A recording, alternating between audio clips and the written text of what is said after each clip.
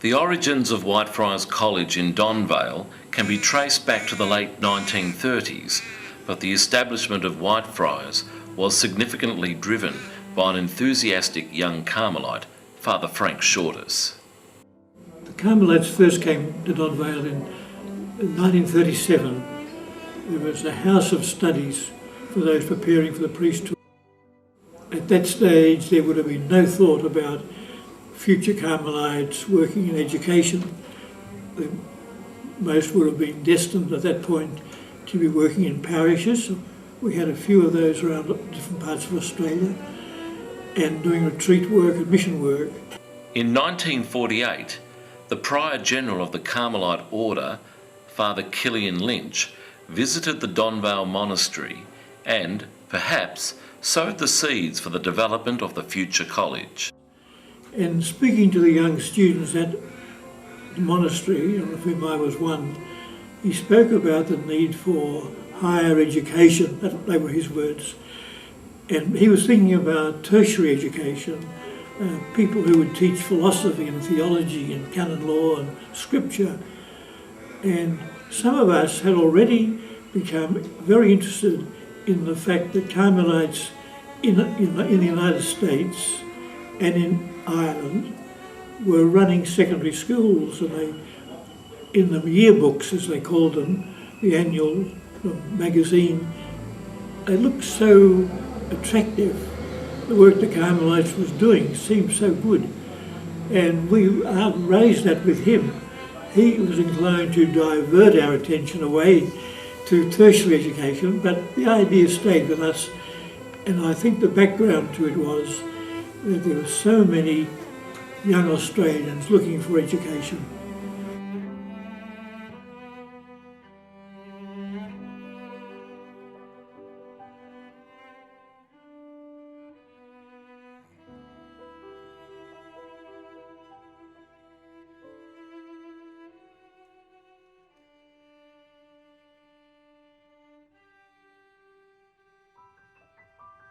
I joined as a brother to be a Carmelite, and I thought that would be it. This is where God was calling me to be. But superiors had other ideas. They gradually moved me towards saying something like, "But would you like to be a teacher?" I said, "Look, I'm willing to be anything. If you think I can be a teacher, I will." I think I was not declared principal or headmaster, we used in those days, until within months of the opening. The provincial at the time didn't get around to saying, "Now you're going to be principal," but that was the kind of expectation on my part anyway. With a headmaster now officially in place, Whitefriars College opened the gates to its first students on February the 14th, 1961. We're certainly excited about it, but I think there's a lot of anxiety. We thought we felt we had everything we could, everything ready, but we were racing against time to get the building ready. Had the school been built and ready a week or two or three beforehand, we would have enjoyed the opening much more, I'm sure. But the sander doing the floor was still working the night before. There were so many things all around the place, unfinished. This place was a bit of a mess because the building went on all through that first year, and the opening didn't take place until 1962, even though we'd begun teaching in 1961. It was May 62 before everything was completed. We began with things like, simple like art, which wasn't in many, music, they were very important, physical education as a subject, not just sports, but sports is different from physical education.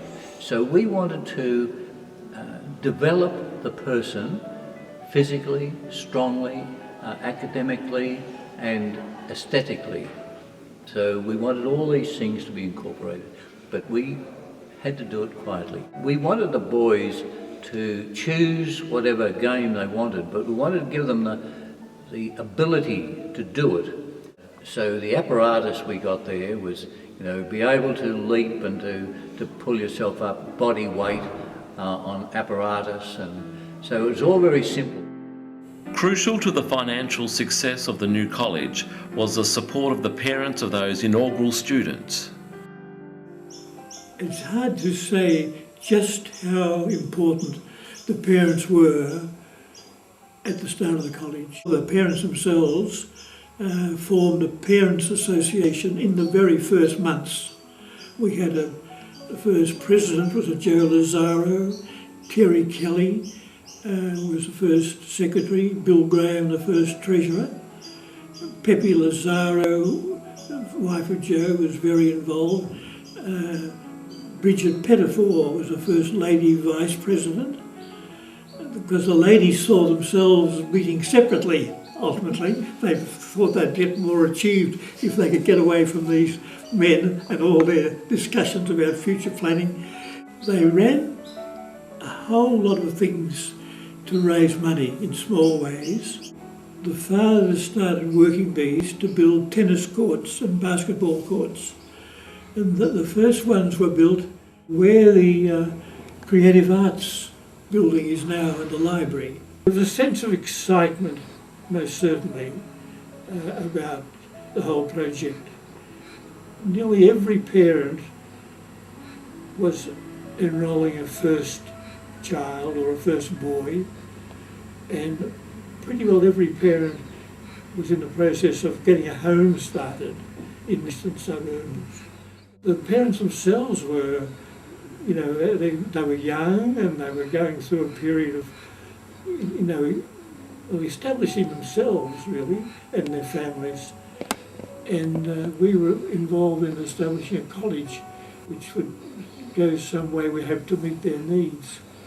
And we went for a rather ambitious amount of building, and that would certainly get us through 5 years without any further building of classrooms, and to have 3 initial science facilities, physics laboratory and chemistry laboratory, and preparation rooms for both of them, and also a demonstration room, tiered, right, seated. to demonstrate what?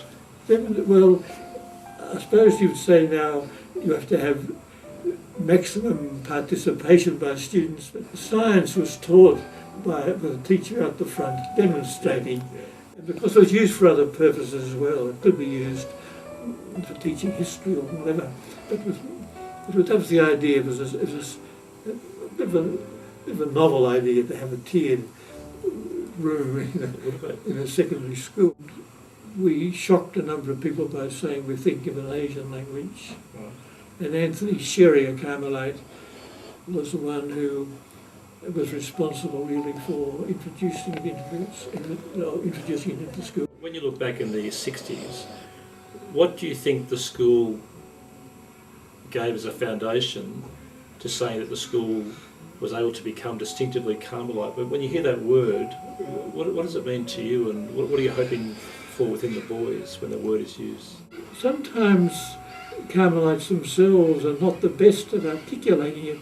The feeling was that, yes, by having Carmelite teachers and perhaps Carmelite doing the retreat each year, having the houses called after Carmelites, that there would be a gradual immersion in the Carmelite story and the history, and an absorption on the part of the boys of the Carmelite spirit.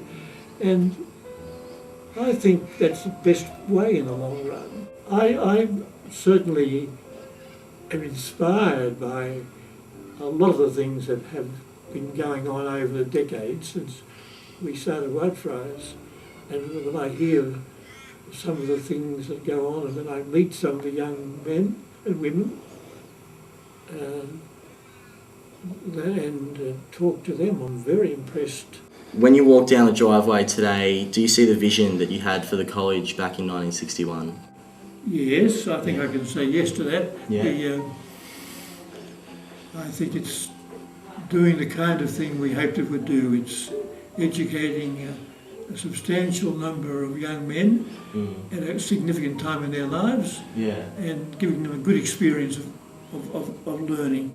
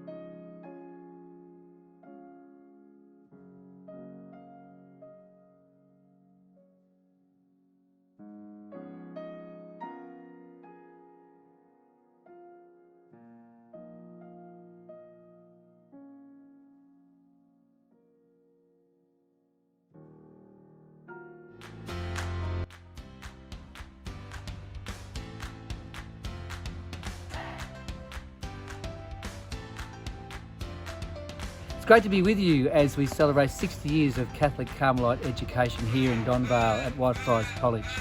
It's been a wonderful time to reflect on the incredible achievements of this college over time and the thousands of young men who have been influenced by this place, who have gone out into the world and made lives for themselves and their families and been influenced by our great college. Since 1961, boys have walked down the hill here at Whitefriars College and have been educated in the Carmelite tradition. And that tradition is one focusing on the idea of developing good, gentle men. Our students have been blessed over the last 60 years to be able to become who they are, become who they were meant to be in this place through so many rich opportunities in the classroom, in learning, but also in our co-curricular programs in sport and music and drama. So many rich opportunities that our young people remember. Because really, it's not so much the classes we remember, but it's the people. It's not so much the day-to-day routine of life that we remember, it's the experiences. And our young men here at Whitefriars walk away from this school with rich experiences and with strong connections to their teachers and other people who've supported them. And it's the Carmelites who influence all of that, who give us an understanding of what it means to work with young people and to walk with young people on their learning journey.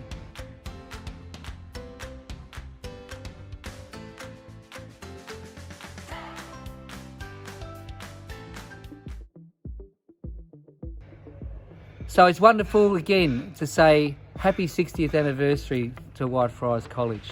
And let's hope and pray that we have another 60 years of wonderful memories and experiences here at Whitefriars.